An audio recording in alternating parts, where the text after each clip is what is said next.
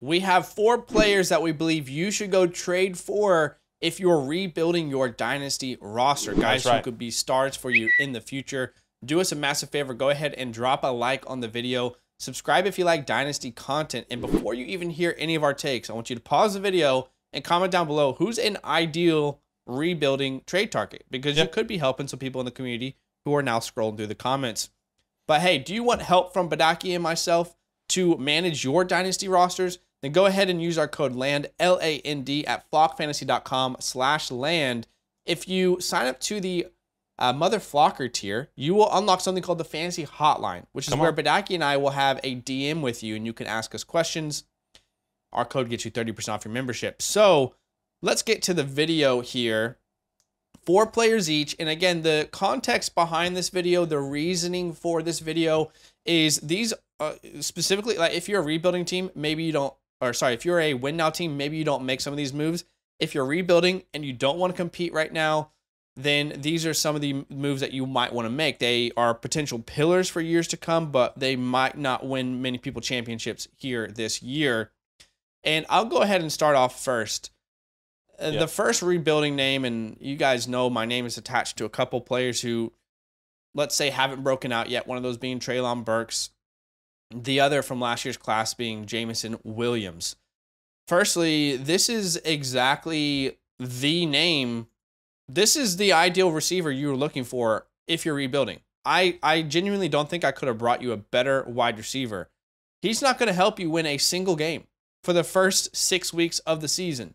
He's going to be suspended. He will add 0 points to your fantasy team. So if your Dynasty rookie drafts are determined by max points for or by total record, either way, he is helping you.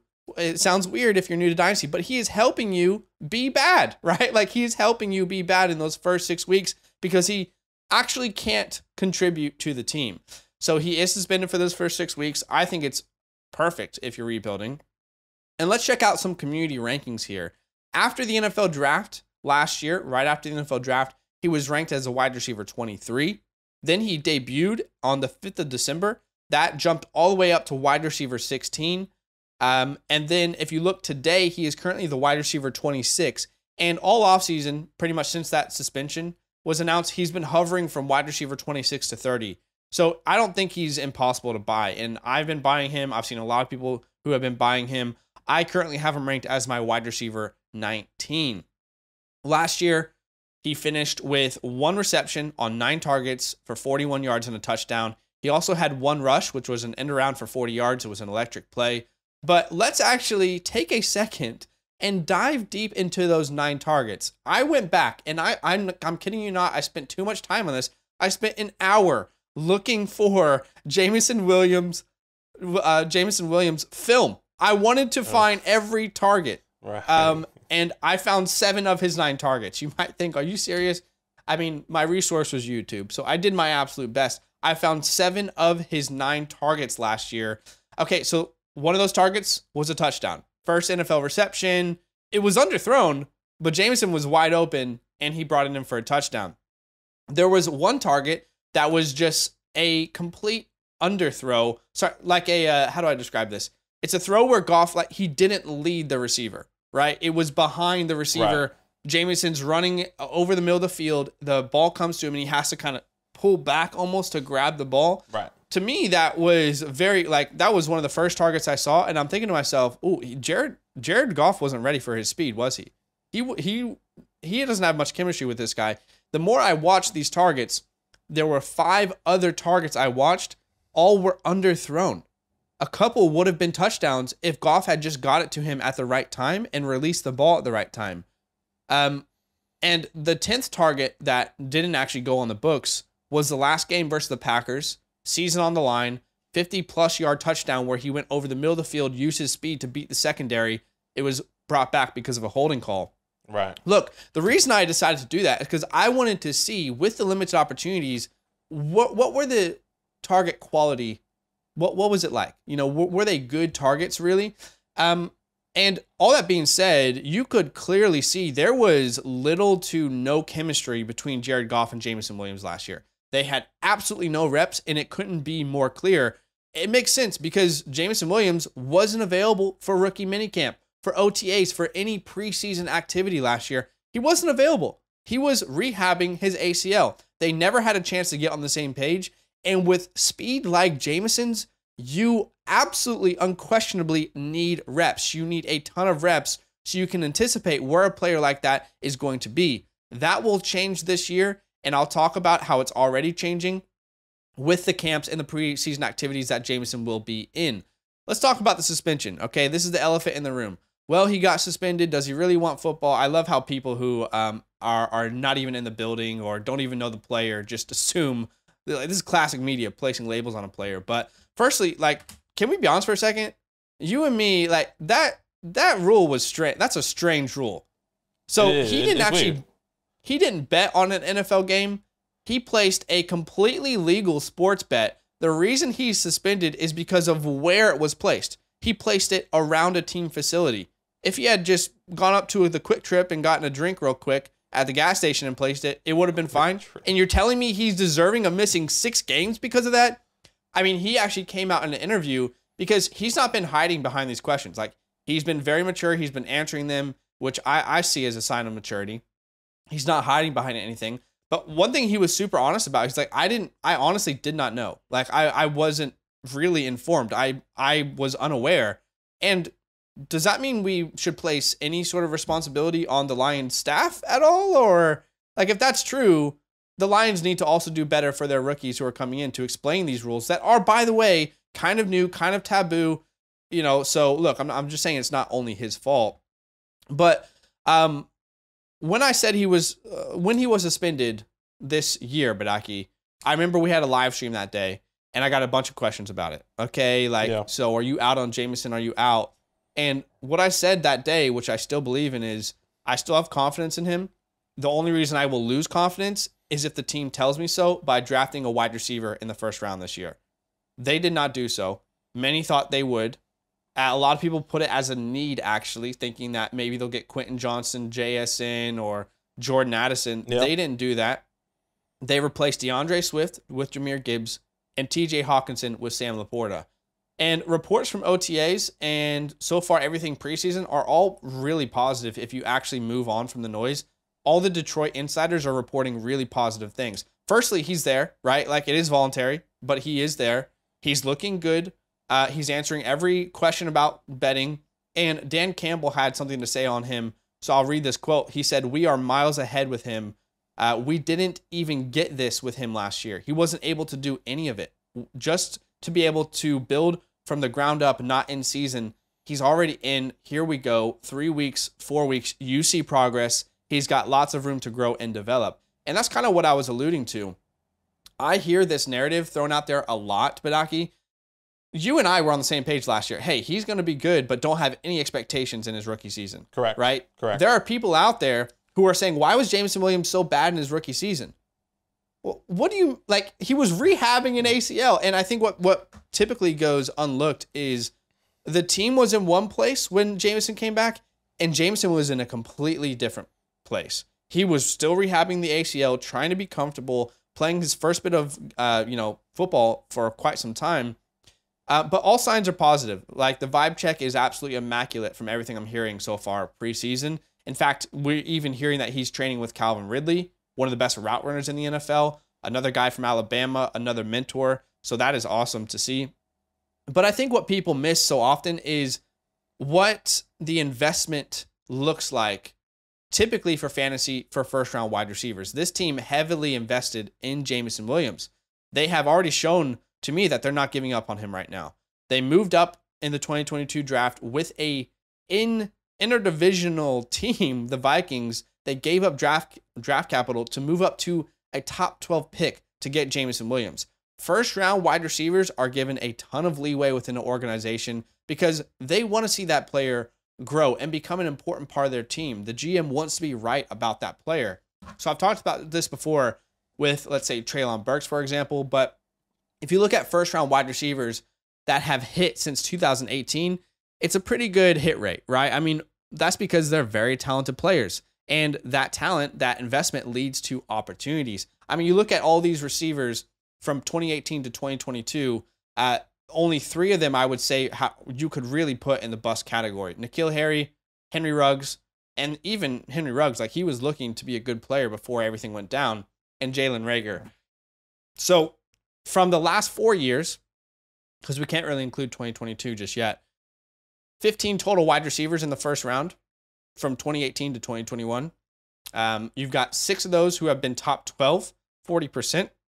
And you have 10 of them who have been top 24 finishes. That's 67%. Only 3 have busted. And I would say, I would personally say that someone like Henry Ruggs, like, what do you do about that? I don't know how you're supposed to really see that coming. But look, DJ Chark is gone. The Lions need Jameson Williams to capitalize on those opportunities, and he will get his shot. He only averaged 19% of the snaps in limited action next year. He will be a 80+% snap player in 2023. You know, the first, let's say, 3 or 4 weeks when he returns. And the question I get asked a lot, well, Jared Goff is a bad quarterback, though. Jared Goff is a bad quarterback. I mean, that's pretty played out, and it's just really not true. Jared Goff played really well last year, okay? And he has made multiple wide receivers relevant in fantasy on multiple occasions, okay? In 2018, Jared Goff had, in a points per game basis, Cooper Kupp, Robert Woods, and Brandon Cooks all in the top 20 in points per game at the wide receiver position. In 2019, he had Cooper Kupp in the top 7, Robert Woods in the top 15, and Tyler Higbee in the top 11 or 12 at the tight end position. He is able to make multiple fantasy relevant options. So I don't think Amon-Ra is the only one who can eat in this offense. In fact, I would say Amon-Ra and Jameson Williams are almost a perfect complement to each other because of their strengths. But look, now you have to ask the question, okay, well, in 2018 and 2019, those Rams teams, they were pretty good. Like, that was a pretty good offense. Well, so was the Detroit Lions last year, right? If you look at the Rams in 2018 and 2019 and the Lions in 2022, they have something in common. They were all top 10 in NFL scoring points per game. So now you add Jameson Williams to this offense that was already 5th most points per game, that's continually getting better. I mean, the sky is truly the limit for a guy like Jameson Williams. But if you're looking for prices, currently right now, you can get him for the 109 to the 112, somewhere in that range. And look, if someone in your league, like me, is in love with Jameson Williams, you're not going to be able to get him for that, right? Right. But I have personally done a lot of trades where I've gotten him even cheaper for, these kind of prices. But let's say you're not competing right now, then here are some names that you can maybe send away to get a Jameson Williams. How about a Terry McLaurin? If you want to compete in 2 years, what does that look like? Michael Pittman, I think, is the perfect piece right now to move for Jameson Williams. He will be playing, but I have a lot of question marks around that passing offense. Chris Godwin, Miles Sanders, Dallas Goedert, Derrick Henry, Christian Kirk, Brandon Ayuk. These are all names that I would be willing to move on from to get a Jameson Williams. Yeah, J-Mo is definitely, polarizing player. I think everyone kind of wants him, or everyone is still concerned about him placing a bet in his facility. So we'll definitely see what that looks like. All right, my first player, if you are rebuilding right now, a guy that I've loved, kind of been raving about. I think we both have been talking about this guy all off season. That is Jahan Dotson for the Washington Commanders. Soon to be another name change, hopefully. We'll wait and see. Community rankings, wide receiver 22.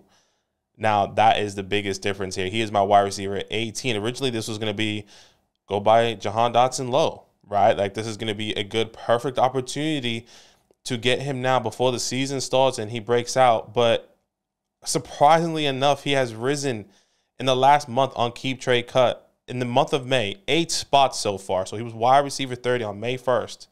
Now he is wide receiver 22. And that's going to continue to rise, in my opinion. And at one point, he was actually wide receiver 20. So if anything, he went down 2 spots. So, hey, the community has been listening to either what we've been saying or maybe what somebody else has been saying, kind of reflecting on that.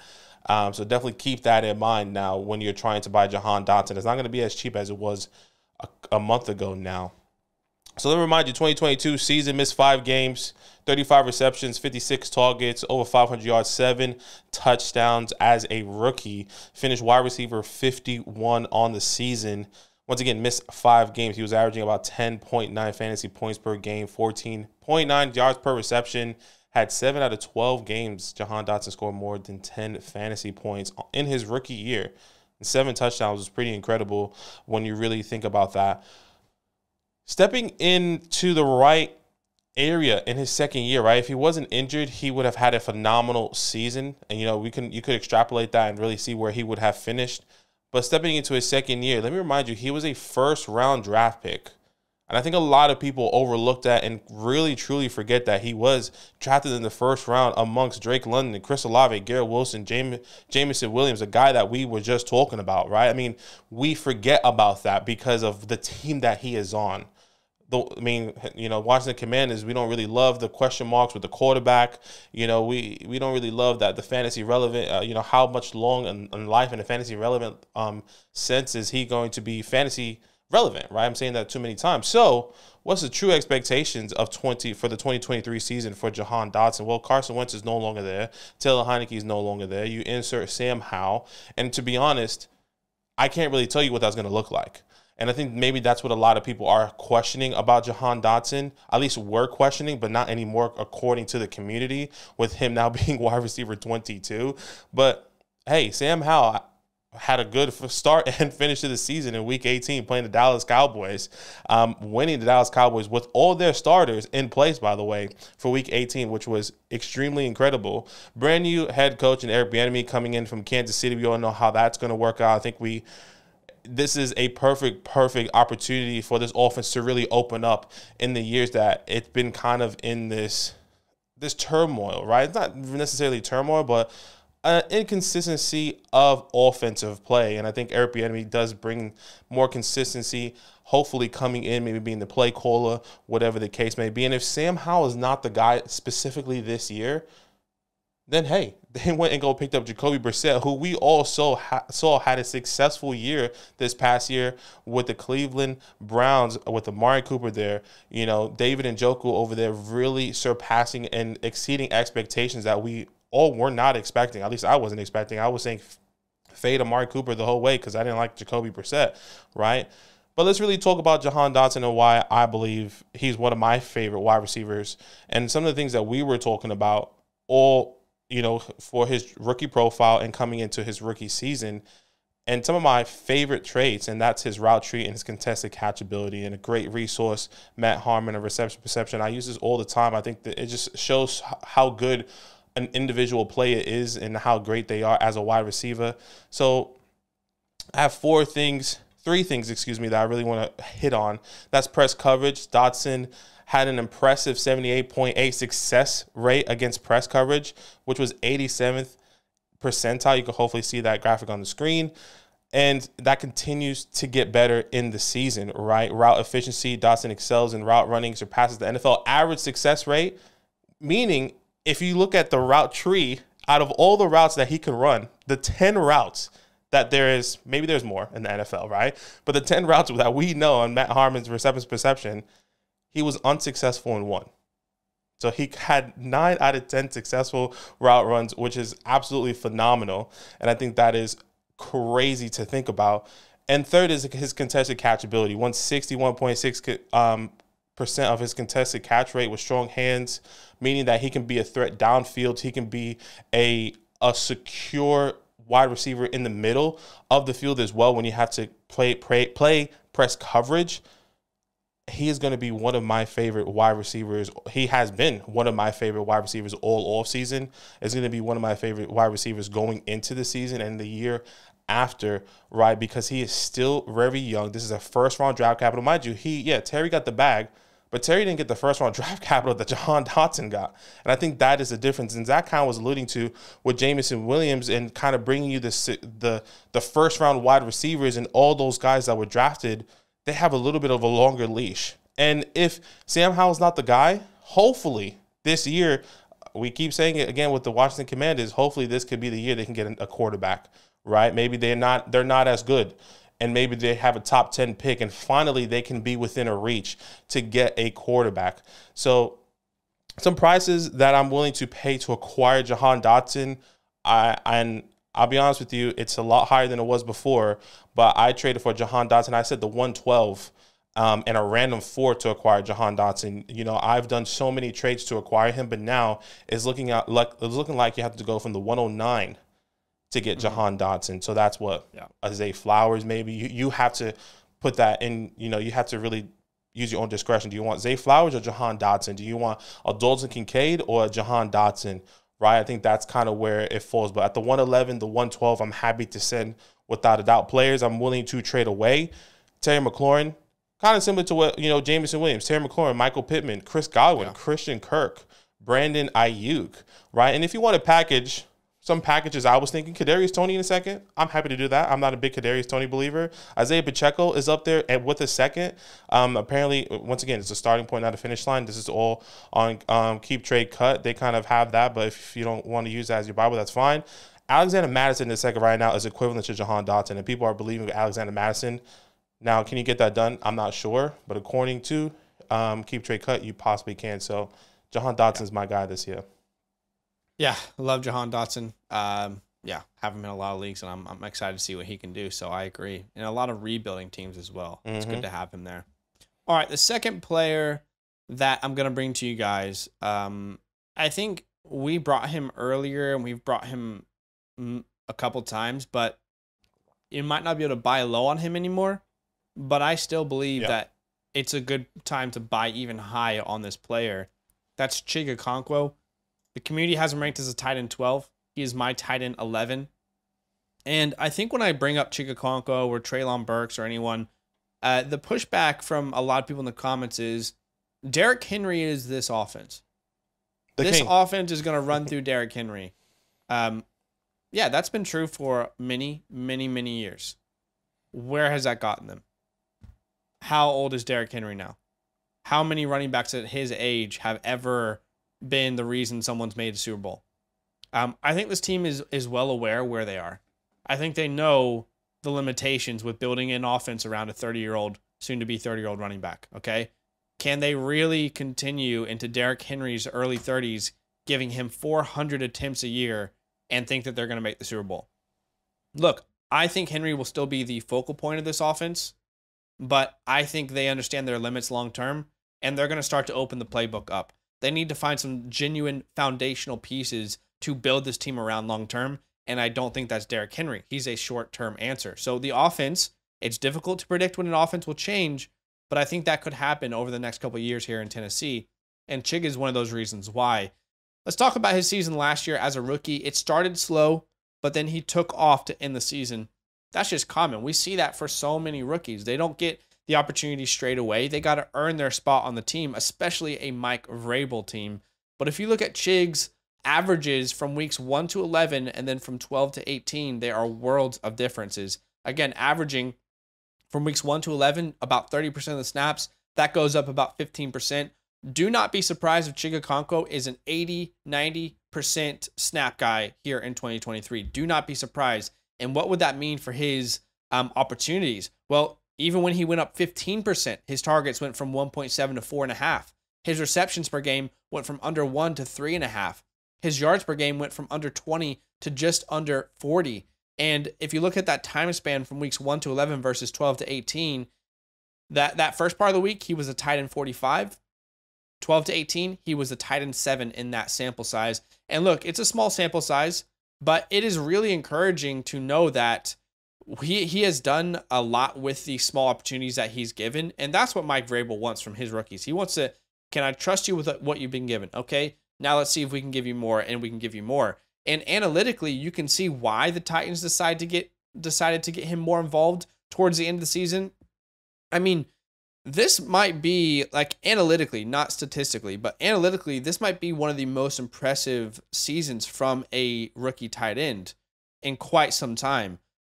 If you look at tight ends who had a minimum of 30 targets, Chig was first in yards per reception. He was first in yards after the catch per reception. He was first in yards per route run. He was fifth in contested catch rate at 62.5%, and his ADOT was 15th.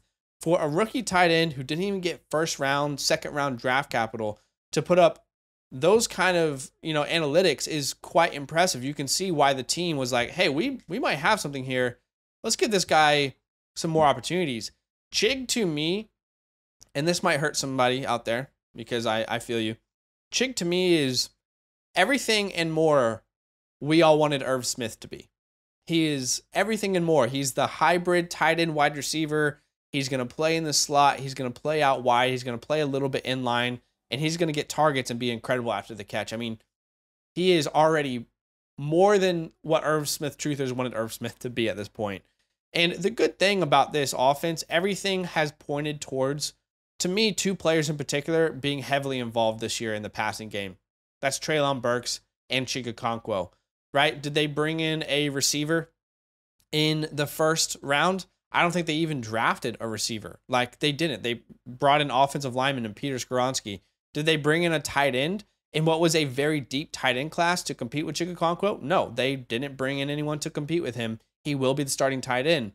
What they did do is bring in quarterback competition. And whether you like or you dislike Will Levis, I don't really care. Like, I wasn't a Will Levis guy myself. But what is ridiculous is to assume that adding a quarterback is bad for the receiving options. You want competition. You want these guys to play up to their competition. So adding competition cannot hurt this quarterback room. Again, didn't really add anyone to compete with Chig or Treylon Burks. I'm going to go out on a limb here and just say that Chig Okonkwo is going to be top 12 in tight end targets this year at the age of 23/24. He will be top 12 in targets amongst the tight end position. In fact, I think he easily hits 80. His ceiling is 100. 100 targets here in his sophomore season. So, wow. Look, there are, when we talk about rebuilding dynasty teams, there are certain positions that I look at as like these pillars where if you hit, your rebuild is going to be much easier. In Superflex, that's 2 quarterbacks and a tight end. Those are the pillars I want to build around. If I can hit on those 2 positions, I can figure out the rest with draft capital, with trades. And 1 quarterback, that's really my wide receivers and tight ends. Regardless, tight end, if you have an impact tight end, it can make a huge impact on your rebuild. And while the price has gone up, I'm still willing to pay the price for Chig Okonkwo. Right now, you're looking at paying around a late second in 2023. That's a starting point. Who knows where you'll finish? But give me Chig Okonkwo if I'm rebuilding over the following names. There's a lot of names that you can go out and start to explore the trade market with. But Josh Downs. Yeah, hate me all you want. I want Chig Okonkwo over Josh Downs. I do not think that offense, I do not think that passing offense is going to be good. I had a whole video about that. I have no doubts in my mind that people are too high on Josh Downs. Right. Darren Waller. I like the player, don't like the offense. Darren Waller, if I'm rebuilding, again, why would I want Darren Waller on my team? Brian Robinson. I have my opinion on Brian Robinson. He's just a guy. Tyler Lockett, Gabe Davis. Again, these aren't names that I really want if I'm rebuilding. So go get Chig Okonkwo. You might have to pay more, but I think it's worth it. Yeah, love Chig. Love the opportunity. Let's see what happens with him. I really like him. I think we both bought him at 2 different times. My last player, if you are rebuilding, and I was trying to find somebody different. I was going to bring a running back, but I don't think I want to rebuild with a running back, to be completely honest. So I bought another wide receiver, a guy that I've been trying to acquire in a lot of areas, and that is George Pickens, okay? Community ranked wide receiver 31. My rankings wide receiver 24, okay? So let me remind you what he did in 2022. 52 receptions, 84 targets, over 800 yards, 4 touchdowns, finished wide receiver 40, only had 9.8 fantasy points per game. So it wasn't amazing. And, you have to remember he was dealing with the ACL, that he had, he missed a lot of time in OTAs and preseason, whatever the case may be, kind of came back, was ready for week 1.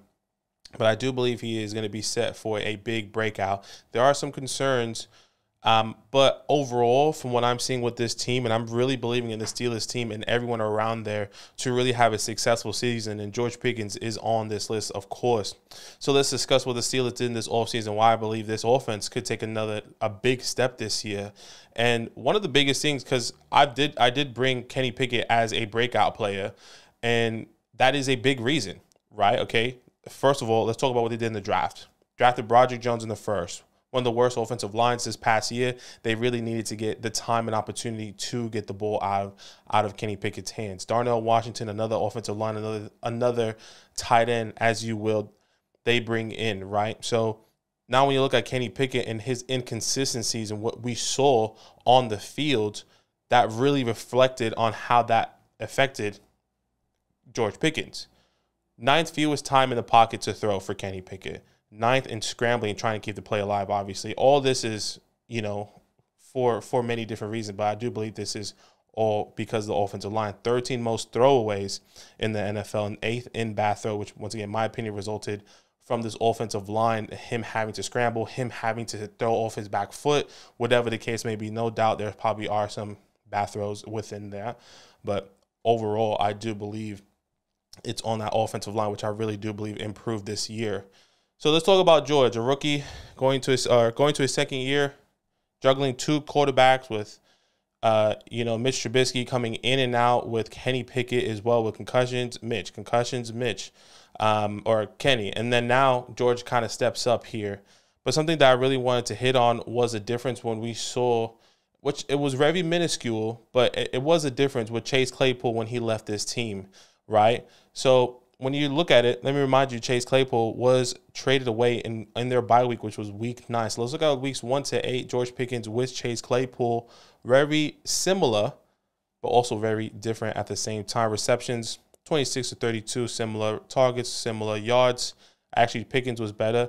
Touchdowns, all the same, but the wide receiver finish was 51 to wide receiver 38. Right now, without Chase Claypool, you kind of see the significant jump, maybe not in the receptions and targets, but in yardage and in touchdowns and in the wide receiver finish, which I do believe takes a massive step for George Pickens. And remind you, once again, a lot of inconsistencies all throughout the season for George. And there was like, okay, but we saw the glimpses of success. We saw the spectacular catches on the sideline. We saw his aggressive play. We saw how amazing he was at catching all those contested catches. And a lot of people out there right now are concerned about Diontae Johnson and like, okay, George Pickens probably didn't get the targets that he got last year. He has to compete with Diontae Johnson. For sure. But let me remind you, when Diontae Johnson got that contract extension, they were still open to trade him even after that contract extension. And maybe that is the case here this year, or maybe it takes a whole nother year for Diontae Johnson to leave. But there's no doubt George Pickens is going to be, I would say, the number 2 wide receiver right now until we see that step forward where Diontae Johnson maybe doesn't get as many targets once again with Kenny Pickett. Now, with Claypool gone, there's a decent amount of vacant targets. He can easily hit over 100 targets this year in 2023. And I'm not worried about Allen Robinson. I think a lot of people are going to say, well, Allen Robinson's there. If you're going to do it with L.A., he's not going to do it here, right? Matthew Stafford, Cooper Kupp. It's not going to happen here with Kenny Pickett and George Pickens, okay? But there are some concerns. And one of the biggest things that when I looked into it, I'm very interested to actually know your opinion, Zach, but also the community's opinion, because when I was looking into the research, because once again, Matt Harmon, reception perception, he wasn't the best route runner, but coming out of college, it was better than what we expected, right? Like we knew that he wasn't going to be somebody that was, the Garrett Wilsons, the Chris Olaves, all these guys, but he had a decent route tree. But when you look at Matt Harmon's reception perception, he was very, very limited on the routes that he was running, and which was extremely rare because the only route he essentially ran most of the time was the 9, the straight out, right? 32.4% was the route that he was running, meaning either he is a bad route runner or the offensive coordinator has no idea how to use him. And we've seen, a lot of question marks with Matt Canada, a lot of people questioning, saying, well, should he even be this offensive coordinator? But now with George Pickens, once again, I don't think he was a bad route runner coming out of college. He wasn't somebody that we thought that, once again, was an amazing route runner, but we knew he had a decent route tree. And one of the things that Zach always used to say, Pablo Picasso was born to paint pictures. George Pickens was born to run routes, right? Am I wrong about that? I said born to play football. Born to play football? Okay, yeah. So never mind. Maybe I took that out of context a little bit. But still, he is a great football player that still has a decent route tree, but ran the ball. He only ran one route. If you compare that to Jahan Dotson, that I was just talking about, his highest percentage in the route ran was 15%. When you look at Garrett Wilson, his highest percentage that he ran in the one route was 15% as well. So you're saying that he had double the percentage and he only ran one successful route. I think it's either Matt Canada. for me, in my opinion, I think it's Matt Canada that is holding George Pickens back. So maybe this may be a longer play when you think of George Pickens. This may not be something that maybe he doesn't break out this year, but maybe Matt Canada does get fired and they can use him in the right way. Or maybe they both kind of gel together this year and they take him to the next level with George Pickens. But overall, the talent is there. Overall, I do believe he can take a next step, and maybe he doesn't finish as a top 15, top 20 wide receiver. But if he gets top 25 with a full season under his belt with Kenny Pickett, continue to grow. And once again, you're rebuilding, right? This is a rebuild video. You take the time and see George Pickens grow with your team. So players and picks I'm willing to trade away right now, according to the community, 109 to the 112 in your rookie draft in 2023. You can either go, mid to late 24 first. Players I'm willing to trade away as well. Terry, very similar to Jahan Dotson, because they're all, oddly enough, even though there is a massive gap, the value is also still kind of similar in a weird way. Terry McLaurin is another guy I'm happy to trade away. Michael Pittman, Chris Godwin, Christian Kirk, Brandon Ayuk. I'm willing to trade all those guys. And the same thing with the packages. Tony in the second, Pacheco in the second, Madison in the second. Once again, all very similar. But somehow he's wide receiver. He's wide receiver 32. Sorry. Which doesn't make it 31, which doesn't make sense because people do see George Pickens higher than Jahan Dotson at times or vice versa. So you pick your poison. I really like both of these guys. Yeah, I love George Pickens. I haven't dove deep enough into his reception perception to really, have an opinion on his usage. What I will say is the other side of that coin is maybe this is what he's currently good at. And maybe we've known with Steeler wide receivers over time, they develop pretty well. So maybe this is what he's good at right now. And it would be natural to see a talented receiver like George Pickens coming off an ACL to get better next year as he's into the NFL and, has better mentorship and has better coaching. So to me, what really sticks out about George Pickens is the recency bias from people. I remember when I brought him as one of my favorite receivers in last year's class. And when he was drafted to the Steelers, everyone was like, oh, your take is dead. Like, George Pickens is dead. Like, yeah, right. You loved him, but he's dead. Right. He's not going to beat out Claypool. Like, that was the narrative to begin. And then for him to finish as the wide receiver, what was it, 40, you said? But even to put up 52 catches for 800 yards and 4 touchdowns when the narrative was he's not going to beat out Chase Claypool. But no, he beat out Claypool, and he actually forced them to trade Chase Claypool because Claypool looked relatively irrelevant. So, look, I just think, like, he has already beaten people's expectations, but the issue is, like, he looked good. He made a couple, really impressive catches, and to the people who only focus on spreadsheets, they don't like that. And to the people who are like, look at the potential, look at how good he can be, we like it. So, to me, I think he already exceeded expectations last year. And especially with a rookie quarterback, multiple quarterback changes, one of the worst offensive lines. So, yeah, I'm with you as far as him being a buy, especially at wide receiver at 31. So, I definitely hear you there. But do me a favor, guys. Go ahead and drop a like on the video, show some love. Subscribe if you like Dynasty content, and we'll see you guys in the next one. All love. Now that those idiots are done talking, who needs some rankings? Hell yeah, I need some rankings. Then use promo code LAND, LAND, for 30% off any membership at flockfantasy.com. Oh. It's so easy. Even your grandma could scan that QR code right there.